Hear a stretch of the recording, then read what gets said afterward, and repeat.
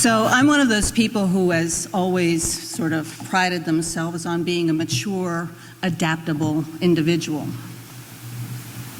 You know, I was one of the folks who jumped on the internet as soon as I got an Apple computer, you know.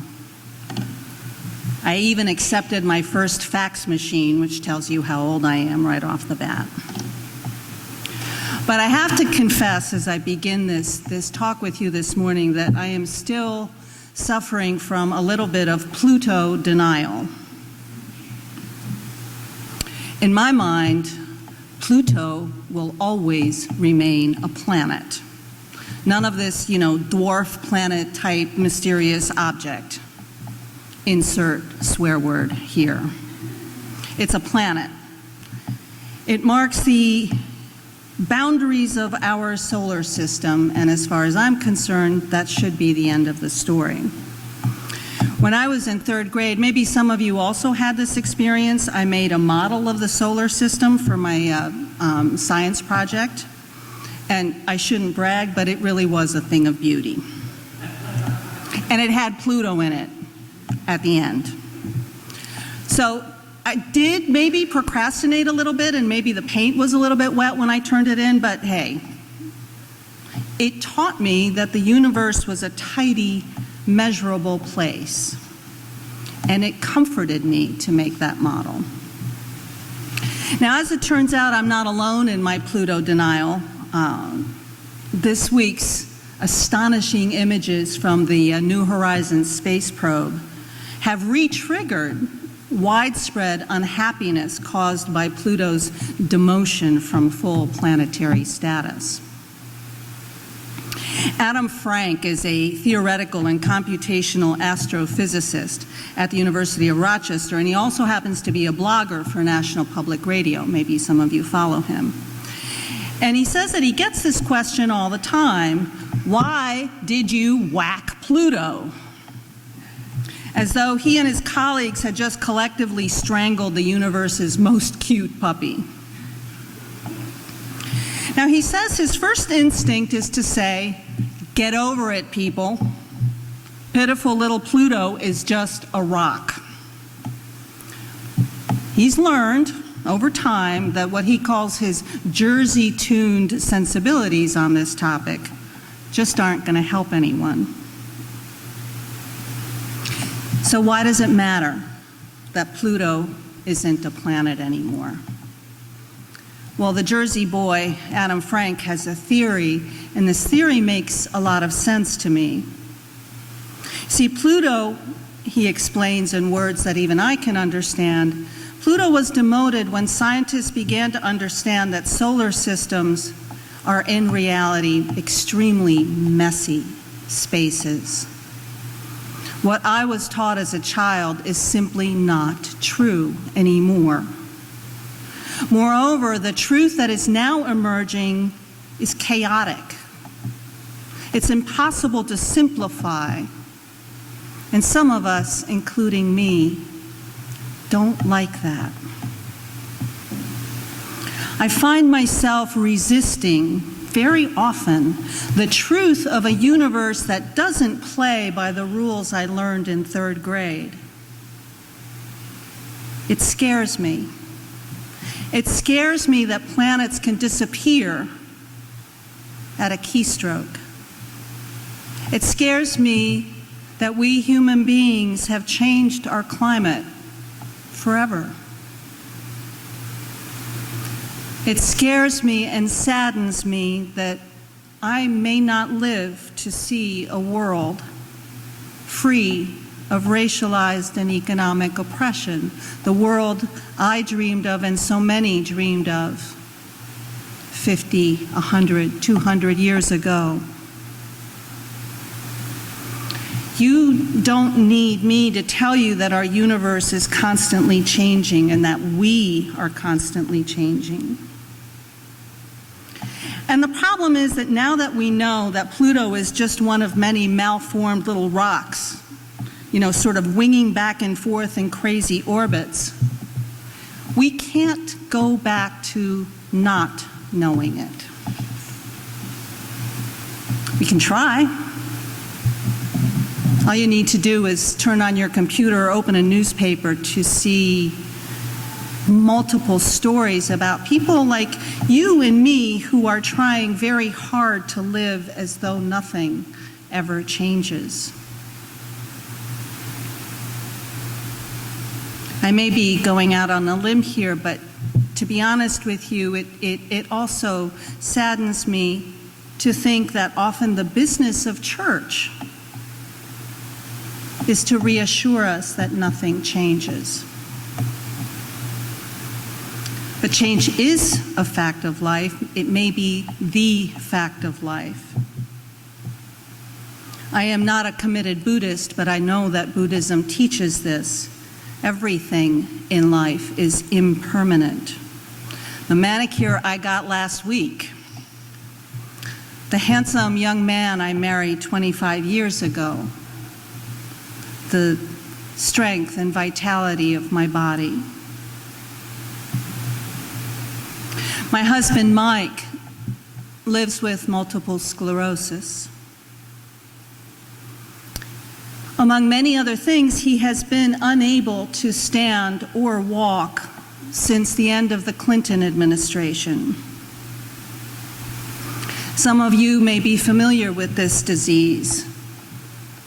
If so, you know that it is completely unpredictable.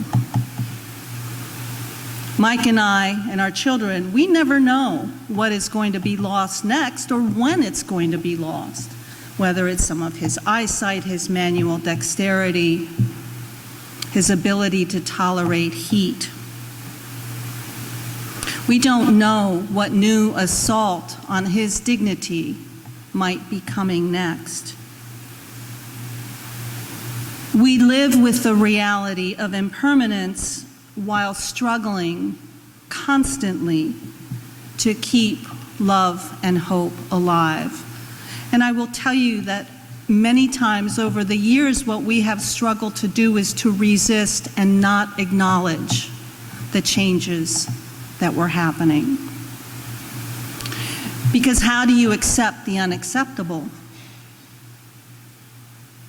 How do you accept that everything you thought you knew is a lie?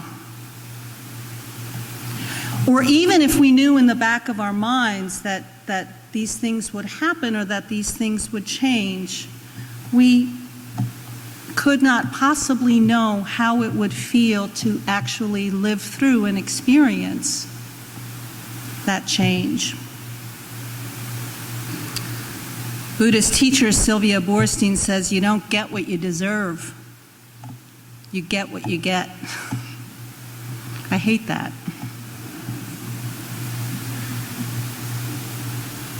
A new writer I discovered, M.J. Ryan, tells of a spiritual teacher who was once asked her secret to happiness. She said, a wholehearted, unrestricted cooperation with the unavoidable. Wow. I'm thinking this might be helpful to social conservatives as they ponder the unavoidableness of marriage equality or Obamacare. I might tell them everything is impermanent. So acceptance does not mean agreement or complicity. To cooperate with the unacceptable, I have learned, is not to just, passively endure whatever fate hands out. As you were telling us the story of Hero this morning, this is exactly the story you were telling. But before we can resist, we have to accept what is in front of us. We have to accept the new reality. What might have once been a vibrant neighborhood may now no longer be. What might have once been a vital, strong body may now no longer be. And the new normal can happen dozens of times a day. I believe with all my heart that resistance still has its place and that it is terribly important. Resist when it is appropriate, after accepting the truth. I tell myself, and I will share with you, don't resist the truth itself. Mike and I resist the notion, we resist the accepted truth that one cannot live a full life inside a very, very disabled body. Debbie asked me this morning if I was going to talk about accepting change or making change. And I said, well, really what I'm focusing on is accepting change. But the truth is that in our resistance, in the moments that come after that acceptance, that's where we're called to make change. So the real courage isn't always simply in accepting the truth. The real courage comes afterwards in living that truth. In a couple of days, it's going to be 90 years since a young school teacher and part-time football coach in Tennessee was found guilty of teaching evolution in the public schools and was forced to pay a fine of $100.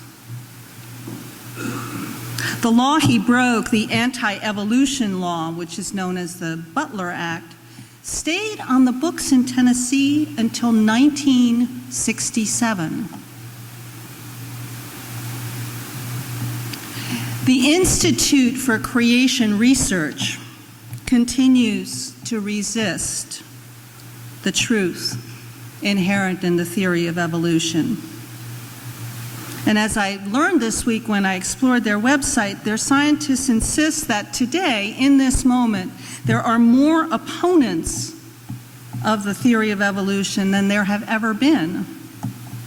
You know, we've all heard about the debates in school systems and different localities. We've heard about the Texas Board of Education approving, endorsing creation-based textbooks in the state's classrooms. Now, by the way, I can't resist telling you this, the Institute for Creation Research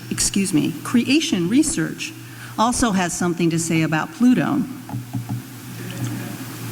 They don't like it because they figure it's another scientific conspiracy to eliminate God. This is a quote. There's little doubt they, meaning New Horizons and NASA scientists, they fully intend for this story to leave no room for a supernatural creator. All right, that wasn't really my problem with the news about Pluto, but I'd like to go with this for a minute. If I'm afraid that science or the public schools or anything else are going to take away my God and my life-sustaining, hope-sustaining faith, I can resist the truth such as it is, or I can resist after accepting the new truth. Maybe I can expand my notion of the sacred. Because I don't know if you've seen them, but those images of Pluto are pretty amazing, aren't they? Did you see, if you saw them, that there's a geological formation that looks just like a heart on the surface? That was for me. Okay, not really. Maybe, just maybe, that sacred spirit center I was so afraid of losing is actually more vast and astounding than I ever thought possible. This isn't an argument for theism. I don't know you well enough to go there yet.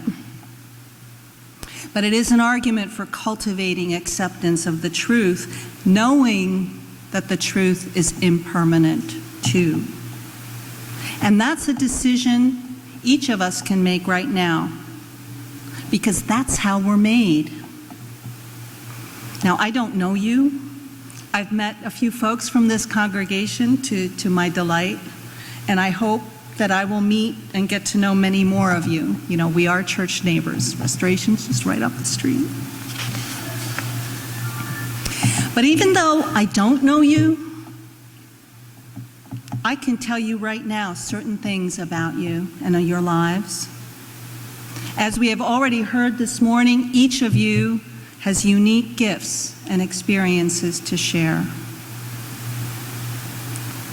Each and every one of us in this sanctuary this morning has survived many unexpected changes in our lives.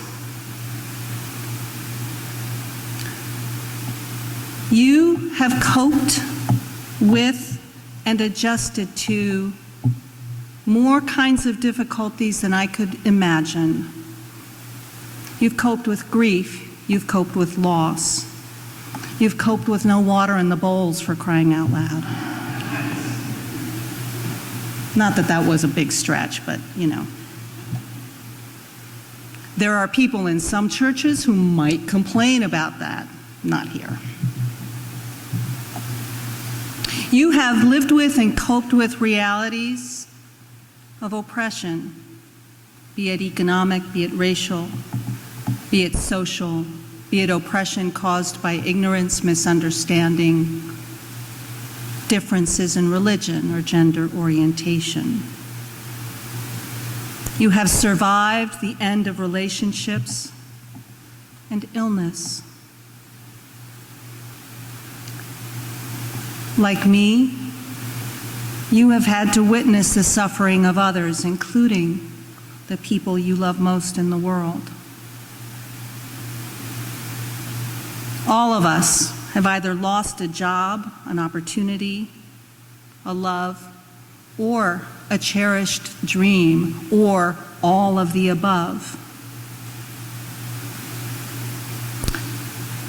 And you have survived and adapted and grown. I know this because you're here. Now, I can't say whether human beings are born with original sin. We can get into that during coffee hour if you like, but I do know that human beings are born with original resilience. I do know that. We survive, we learn, we cope, we adapt, we get through it. And as Kent said when he opened this beautiful service this morning, here in our faith communities, we get help from one another, and we offer ourselves to one another to cope with these changes that are so hard to deal with. And okay, so what if some of our adaptations are, a little bit maladaptive? It's all right. We're not here to judge ourselves harshly. We're here to learn. And we can all work on how we choose to adapt. We're human. That's part of who we are. And the rewards are really worth it. The writer I mentioned a moment ago, M.J. Ryan, describes how psychologists used to believe that resilience was rare. Here's another truth, like Pluto. Now, these scientists are finding that not only is resilience extremely common, it may even be universal. When we accept the changes in our lives, when we choose whether or not to resist and make change that is within our power to make, our relationships improve, including our relationship with ourselves. We come to appreciate life more. I know you know what I mean, how precious life is when it is challenged. We get stronger. We evolve in our spirituality. It's worth it, isn't it? Amen. Ashe, and blessed be.